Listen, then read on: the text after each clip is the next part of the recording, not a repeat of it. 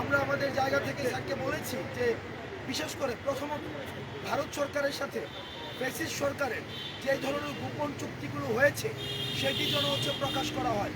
এই গণ অভ্যুত্থানে ফ্রন্টলাইনার্স হিসেবে কাজ করেছে। আমরা আজকে ডক্টর মোহাম্মদ ইউনূসের সাথে স্যারের সাথে কিছু বিষয় নিয়ে কথা বলতে এসেছিলাম যে কিছু রিসেন্ট কিছু টেনশন অ্যারাইজ করেছে সব জায়গাতে।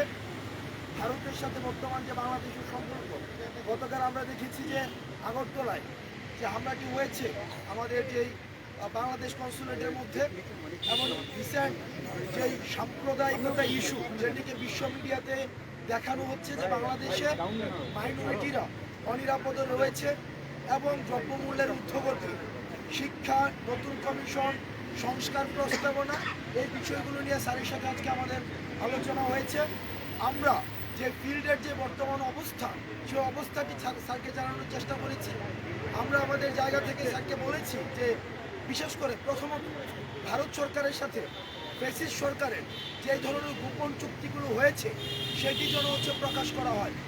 ফেলানি হত্যা সহ সীমান্ত যতগুলো হত্যা হয়েছে সেগুলোর জন্য বিচার নিশ্চিত করা হয় এবং পানির যে ন্যায্য হিস্সা, সেই হিস্সাটি যেন বাস্তবায়ন করা হয় এবং আমাদের যেই বাণিজ্যিক যে সম্পর্কটি রয়েছে ভারতের সাথে, সেই সম্পর্কটি যেন ন্যায্যতার ভিত্তিতে হয় এবং সেটির মধ্যে যেন ডিগনিটি থাকে। আমরা সেই বিষয়গুলো নিয়ে কথা বলেছি। আপনারা জানেন যে সিন্ডিকেটের কারণে মানুষের যে দ্রব্যমূল্যের ঊর্ধ্বগতিতে মানুষের স্বাভাবিক জীবন যে ব্যাহত হচ্ছে, মানুষ ফিল করছে যে এই যে দ্রব্যমূল্যের লাগাম টানা উচিত। মানুষের সেই শঙ্কাটি আমরা ডক্টর মোহাম্মদ ইউনূস স্যারকে আমরা জানিয়েছি।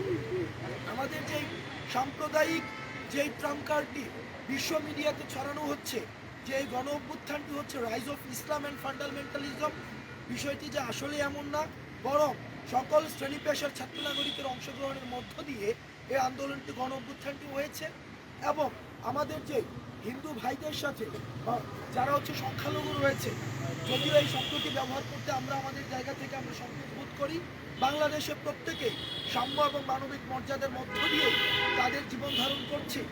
আমাদের যে সম্প্রীতিটি রয়েছে, এই সম্প্রীতিটি কীভাবে বিশ্ব দরবারে আরও বেশি করে প্রচার করা যায় এবং এন্টি প্রপাগান্ডার সেল নিশ্চিত করা যায়, সেই বিষয়গুলো নিয়ে স্যারের সাথে আমাদের কথা হয়েছে আজকে।